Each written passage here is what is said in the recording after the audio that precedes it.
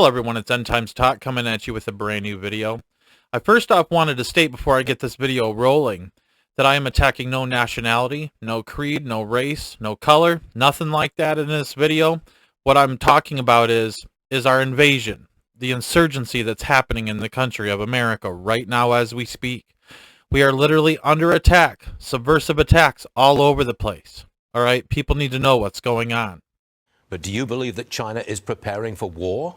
Yes, the signs are unmistakable. So, for instance, at the Communist Party's 20th National Congress in October, Xi Jinping appointed what's called the War Cabinet. Of course, he's sponsoring the largest military buildup since the Second World War. He is trying to sanctions-proof his regime, and most ominously, he is mobilizing China's civilians for war. Well, continuing our border coverage, agents seeing a significant increase in migrants that have made the difficult and costly journey here to the U.S. all the way from China. Correspondent Jorge Ventura is live in El Dago, Texas. So Jorge, what are we learning? Hey, Nicole, I'm in the Rio Grande Valley in South Texas. And in this sector alone, Border Patrol right now is apprehending Chinese nationals at record numbers. Now, compared to last year, they're already seeing a 900% spike in Chinese national apprehensions. The reason why that's so significant is because Chinese nationals are a viable commodity to the cartels. They're willing to pay up to $35,000 to be smuggled into the U.S., and it's creating a unique challenge for U.S. Border Patrol. Behind the wall on the U.S.-Mexico border, are they hugging the ditch area? Is the Texas Department of Public Safety, working in partnership with the Border Patrol to stem the flow of illegal migrants crossing into the U.S. We spend time with the Texas DPS brush teams to get a first-hand account of the issues they face every day.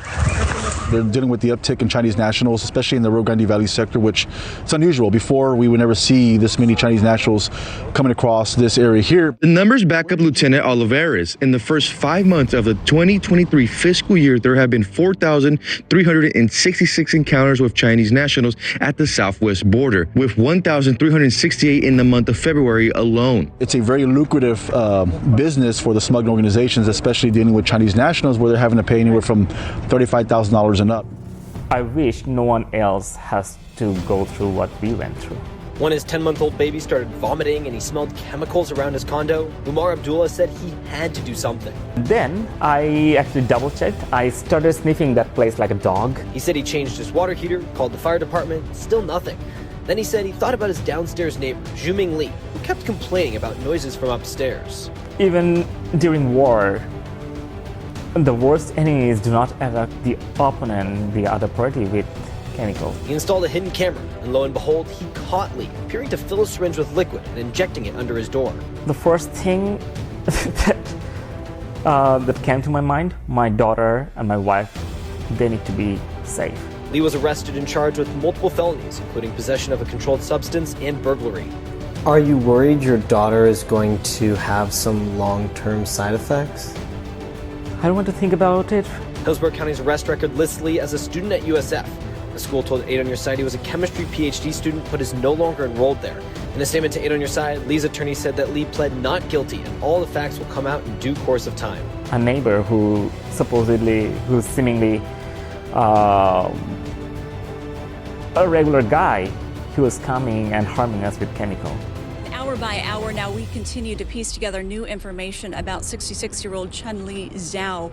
We're told from several sources that Zhao not only worked here at Mountain Mushroom Farms, but also resided here, and he's been working here as a forklift driver for several years. This is the location we're at now, which is right off Highway 92. And we're told from multiple investigators that Zhao targeted all 8 victims, believed to be co-workers.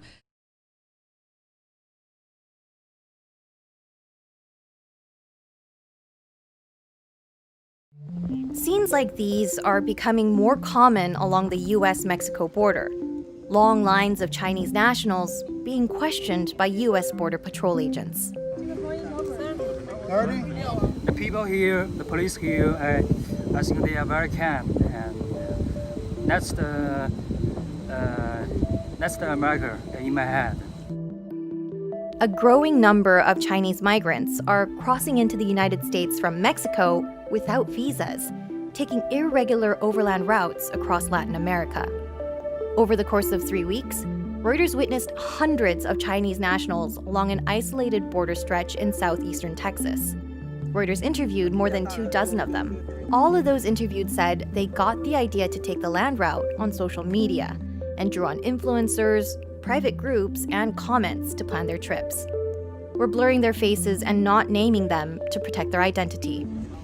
I go to Hong Kong from my Hubei first, and then to Thailand from Hong Kong by plane, and then Turkey from Thailand by plane, and Ecuador, and up through the South America to America here. This vein of evil runs deep, people, all right? It runs extremely deep. I believe that there was a decision that was made at the Beijing Olympics, okay, between the Illuminati who oversee the Olympics. My friend who was ex-Illuminati told me this, all right? He said that the Olympics, the opening and closing ceremonies are Illuminati occult rituals, and that they also make major world decisions at these things, kind of like the Bilderberg group and things like that, where they meet up secretly. And Xi Jinping and Vladimir Putin were the only world leaders that attended the Beijing Olympics. It's because China wouldn't allow anybody else around. We were told that there was this, this boycott of the Olympics happening. No. These people are mistaken, right? Xi Jinping told people they're not to come.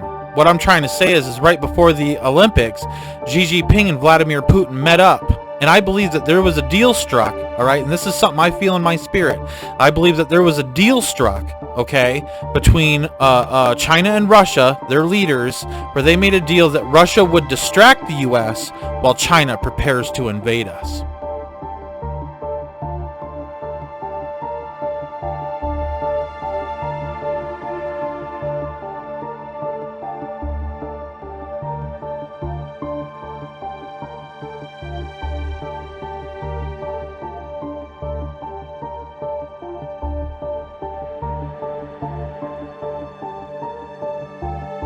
坚守初心，始终保持双边关系的稳健前行，行而不辍，未来可期。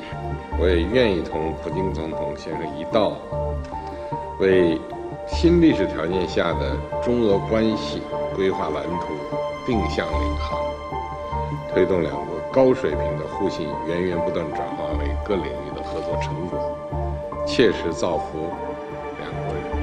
Что касается наших двусторонних отношений, то они развиваются действительно поступательно, в духе дружбы, стратегического партнерства.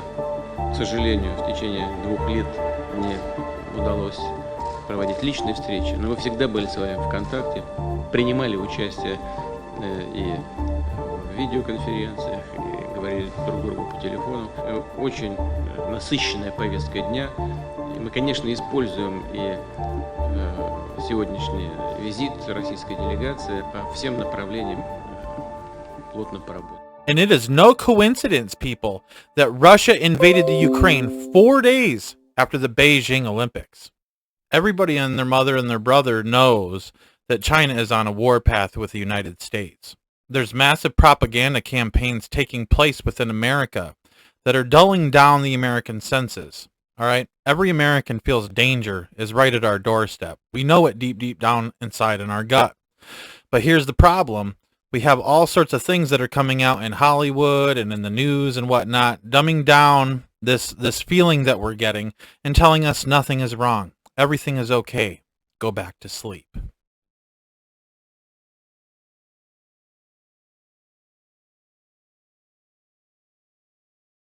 First at 11, this one is tough to believe. An investigation tonight into a possible illegal medical lab. It was operating out of an abandoned warehouse in Reedley. Inside, mice bioengineered to incubate the COVID-19 virus. The lab was discovered near I and 9th Streets. 30 refrigerators and freezers, some broken, were found filled with bodily fluids. Health officials tell us they are shocked at the biological house of horror. CBS 47's Juanita Adame live in studio with the shocking details tonight. Well, Brian, this story is so complicated. There are local, state, and federal agencies all involved. Now, what prompted this investigation was a simple garden hose that was illegally attached and coming out of the back of a building. It was back in April inside this abandoned warehouse in Reedley that a discovery so shocking was made that it left local health officials stunned. This is a truly unusual situation. I've been in government for 25 years. I have never seen anything like this. I've never have seen this in my 26-year career with the County of Fresno. What was supposed to be an empty building used only for storage was home to an unauthorized lab testing facility, something no one had even conceived of. We reach out to our local public health directors throughout the state, California, and nobody has really expressed this type of interaction with a unlicensed lab. So it is something new. The discovery was made after a local code enforcement officer noticed this garden hose poking out a back wall of the building. Frankly, we knew that shouldn't be there, and when she went to go investigate, she found that there was activity or operation or something happening within that building. The city then obtained several search warrants to enter the building. Once inside, no staff was located, but there was a special room that was built housing about 1,000 mice, 1,000 white lab mice. And the reason the mice were in the lab was jaw-dropping. Through their statements, that they were doing some testing on laboratory mice there that would help them support developing the COVID test kits that they had on site. Documents show the lab was also being used to produce pregnancy tests. 200 of the nearly 1,000 mice were already dead. According to court documents, all the rodents were being caged in, quote, inhumane conditions. Also found thousands of vials, many of which contained biohazards, materials including human blood, unidentified tissue, and other unknown substances. A lot of these are being classified under unknown chemicals. Labels had been removed from bottles, so there was only certain testing we could do to those chemicals. According to court documents, experts determined that at least 20 potentially infectious, viral, bacterial, and parasitic agents were being stored inadequately, including E. coli, malaria, and even COVID. A heated battle is underway in one Michigan community tonight over a proposed multi-billion-dollar battery plant. Many are welcoming the operation with the promise of big money and economic growth it should bring to this largely rural area. But others are vehemently and passionately opposed. And that is because Chinese investors are behind the project, making this Michigan town the latest battleground pitting foreign interests against a local community. Brian Enton joins us live from Green Charter Township in Michigan with a story you'll only see here on News Nation. Brian, I read your script. This is a town deeply divided. It is. Most of the people we've spoken to, Elizabeth, seem to be against this project. They love where they live. It's a beautiful area here in western Michigan. Rolling hills, beautiful farmland. If this plant comes, this entire area that you see behind me will be one big industrial facility. We've been digging in to this Chinese company, and we've found links between the company and the Communist Party. Flying into western Michigan, the first thing you notice is sprawling farmland. An hour north of Grand Rapids is Green Charter Township, a rural community with a population of 3,200, normally a quiet place where everyone gets along. This is an absolute disgrace, a mockery of the American dream. But the peace here has turned into rage. China's our #1 enemy. #1 champion, you don't care, do ya? And they are getting off on the fact that you guys are okay with Communist Party coming to our backyard. Tuesday night's township board meeting had to be moved outside because so many people showed up angry about plans to bring a Chinese-owned company called Goshen to town. My family members fought communism, and you're bringing it right here. Everybody's entitled to an opinion, and guess what China's is? They don't like us.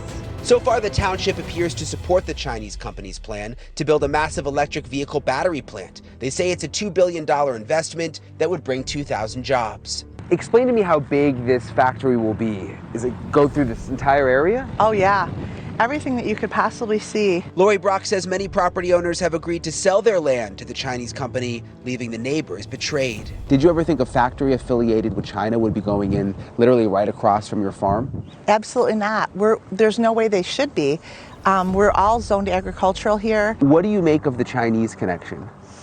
Well, it's very disturbing because, for one, from the beginning, there's been a complete denial of the connection. So why here? Why do you think? I don't know, other than somebody must be benefiting from it. I don't want to see that type of a scenario where we're feeding the hand that's biting us? We reviewed Goshen's corporate documents, and it says in black and white, the company shall set up a party organization and carry out party activities in accordance with the Constitution of the Communist Party of China. The company shall ensure necessary conditions for carrying out party activities. Goshen did not respond to our request for comment. Chinese companies buying U.S. land is not just happening in Michigan. The USDA reports Chinese entities own more than 383,000 acres of U.S. farmland. Over the past 5 years, Chinese ownership has increased 55%. Mr. Jernstead, my name is Brian Enton. I'm a reporter with News Nation. With News Nation. I don't know. Do you have a contract with Goshen involving your land? No comment. Did you sell Goshen your land? I don't know yet. And this is what makes the situation in Green Charter Township especially interesting. One of the town board members, Dale Jernstead, won't say whether or not he's selling his land to the Chinese company. Can you see how it just doesn't look good to have someone on the board who is considering or doing business with Goshen? You know, I didn't go looking for it. Does the Chinese element concern you? I don't know. I don't know. And residents say there's another troubling factor in all this. The planned Chinese-owned factory would be built about 100 miles from Camp Grayling, where the Michigan National Guard is training the Taiwan military. I talked to U.S. Congressman John Molinar on Zoom. Do you think the federal government should have more control over these kinds of projects getting the green light? Well, I've supported legislation that would ban farmland being purchased by entities related to the Chinese Communist Party. You know, I've come out and basically said I don't think it's a good project. Military personnel on the road coming up. Check out this. Holy cow. Whoa. On Salt Spring Island. And they're all Chinese military. Wow. I wonder what it is.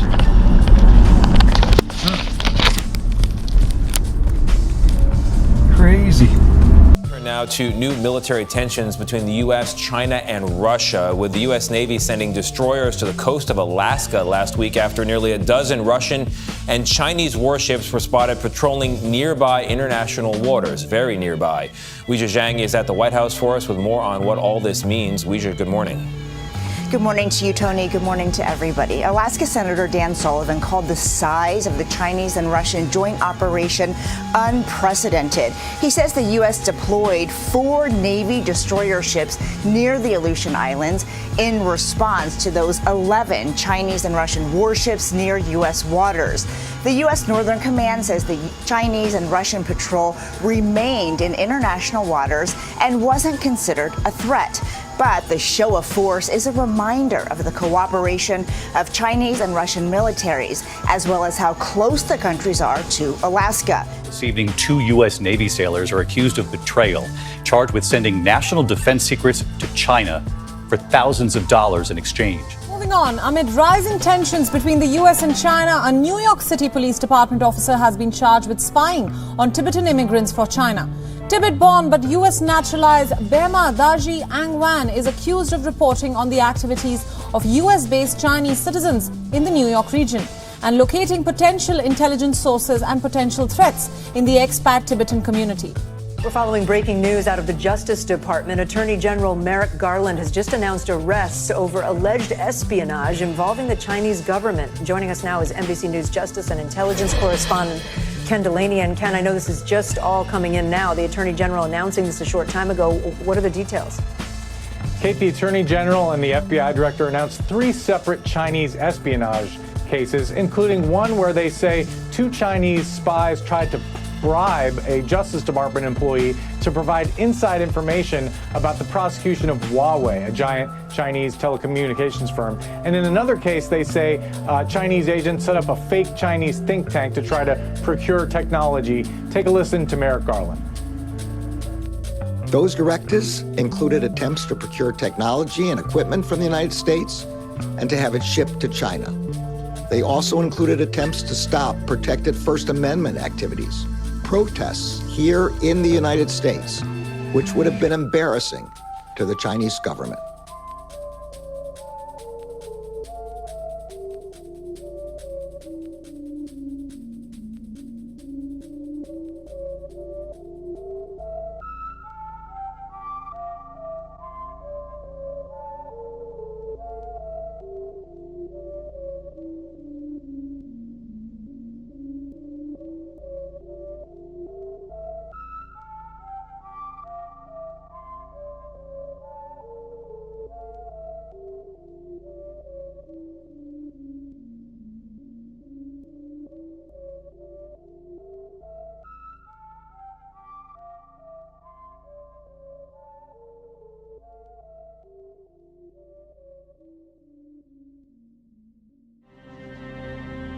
fight. And we're gonna keep fighting because it's easier now.